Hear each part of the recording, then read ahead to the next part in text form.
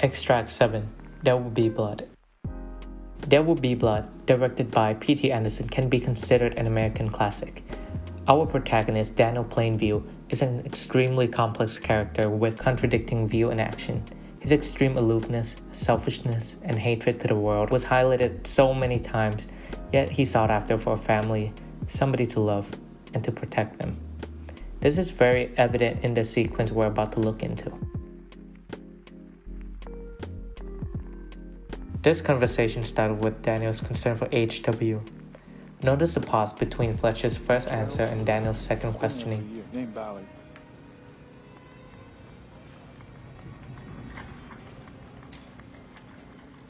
How big is the room?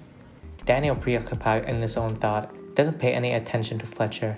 When Daniel asks him again, Fletcher's answers seem to push Daniel away.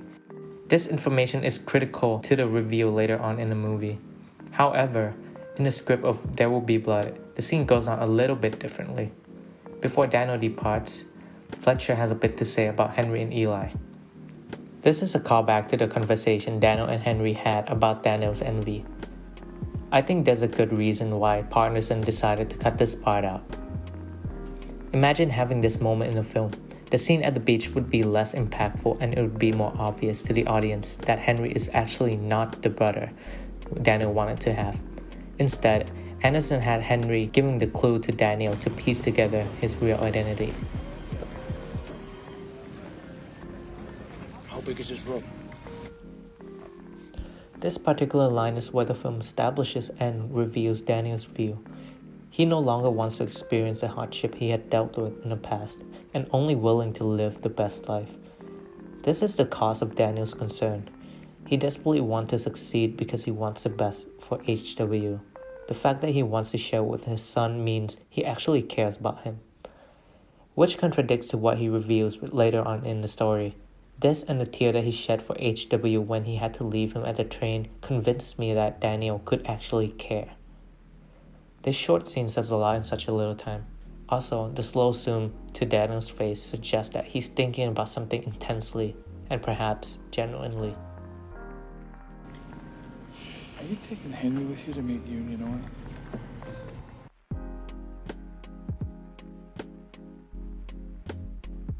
In this section of the extract, we can see many interesting techniques P.T. Anderson deploys. Henry and Daniel venture to Bandy's land as a first stop for their pipeline marking. What's interesting here is how the shot is framed from inside the house. We see Daniel in a frame within a frame. It makes us feel as though Daniel is intruding our space, which is quite a big part of the story's theme about capitalism and greed-driven oil baron. The shot-reverse shot is utilized in a very interesting way. Each shot from the house during the dialogue is framed the same way as it did before until the dialogue ends. However, every time the reverse shot on William's face, the camera gets closer and closer from medium shot to close-up. This is utilized in the same way as previous scene, but in this case, the subject here is William instead of Daniel himself. This is done to highlight the escalating nature of the dialogue. Daniel rides the horse to the right, and the camera follows him with a pan, revealing the window frame on the right, and Daniel looking into the house. This moment was done in a way to sort of antagonize Daniel, making it seem like he's spying on the house. When he feels safe, he rides off to Daniel, who's nailing down the marker. The revelation feels really dodgy because Daniel's suspicious spying and the way the sound and camera start focusing on the marking of pipeline.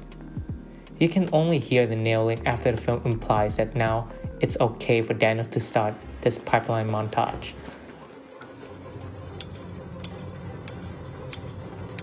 This shot right here marks the beginning of the upcoming montage.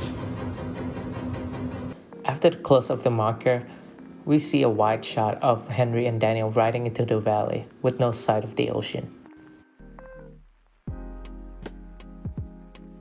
This sequence was structured like montage. Each shot has a certain beat to them that feels a little bit different but coherent together as a sequence.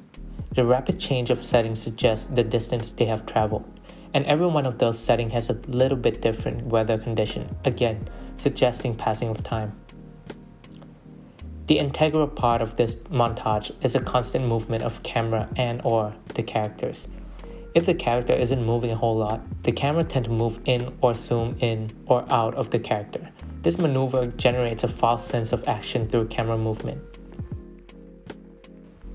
Anderson's use of different framing also contribute to the feel and narrative of the montage, notably these two shots right here. These two shots are almost back to back.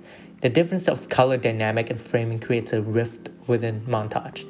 They're so stylistically different to the point that they break the sequence up into two big chunks, just by its out-of-placeness. The reason this works is because it wires our brain into thinking that after this shot, we're leading up to the end. This is the last shot of the montage. There's a lot interesting about this shot. First, we see them riding their horse through the wood, similar to other shots before, and here, an ending is revealed to us in an unexpected manner, and the scene cut to. Usually we would expect the ending to be at the final destination, but having the last marker being on the table in Daniel's mess hall serves greater value in emotional impact and narrative purposes. We see that the people of Union Oil gathered here to celebrate Daniel's success, and what's better place to do that than where the plan was drawn. The film quickly cut from the mess hall to the ocean. Daniel and Henry jumps into the ocean. There's a certain feeling about being in the ocean. It's vulnerability. And Daniel chooses to be there with Henry. He has gotten fond of Henry and trusts him. Through their successful ventures, they have shared enough memories together, enough to consider themselves brother, and for a little while, they are. Now, to the conversation they have. This will mark the beginning of Daniel's psychological downfall. When Daniel talks about the house, the shot lingers on Henry's face. I thought as a boy that was the most beautiful house I'd ever seen. I wanted it. I wanted to live in it. Where are you gonna build it? Here, maybe, near the ocean. When Daniel mentions Peach Tree Dance and gets nothing back, he repeats it in enthusiastic manner.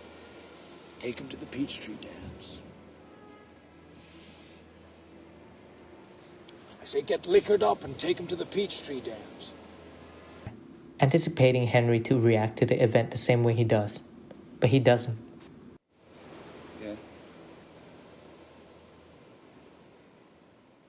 You can see the confusion in his face, and it turns to disbelief, then disgust and anger. That's what triggers Daniel into doubting Henry. First, they were together in the sea, and now it seems like Daniel is alone again, closed off to a person he grew to trust. There's a little symbolism here in this shot. Henry can be seen wearing a black full-body tights. Daniel wears nothing but his shorts. Daniel is being truthful while Henry is hiding something. In the next scene, Daniel kills Henry. Not because of his lies, but because he tricked Daniel into believing he still has a brother. In the very end, HW confronted Daniel about starting his own business outside of California. Daniel, no longer able to trust anybody, immediately sees HW as his competitor. He reveals to HW that he actually isn't his son. Although the moment they shared were real, but his inability to love casts away the person he cares for, and the only person who cares for him.